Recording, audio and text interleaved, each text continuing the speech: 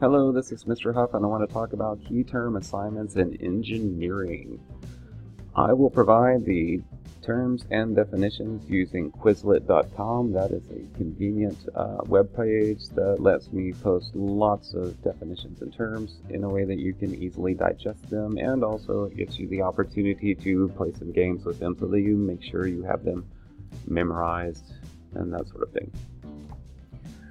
The terms and definitions are to be copied by hand, word for word, into your engineering notebook. This will count as a daily grade.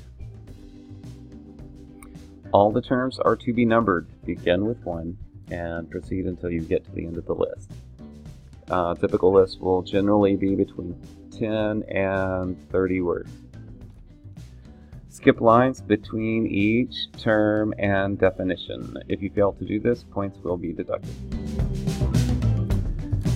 And the point of vocabulary is to make sure you understand the words. So if a definition does not make sense, you are expected to further research and include a functional definition in your own words. That means a definition that makes sense, that addresses the meaning of that term. Your notebook should look something like this. You should have a title that explains what key term list it is. This should also be included in your table of contents. Then you see that each term is numbered. The term is underlined or highlighted in some way, and a complete and thorough definition is included. So it should look something like this. Again, I don't mean print it off and glue it in your book. I mean hand write it in your book.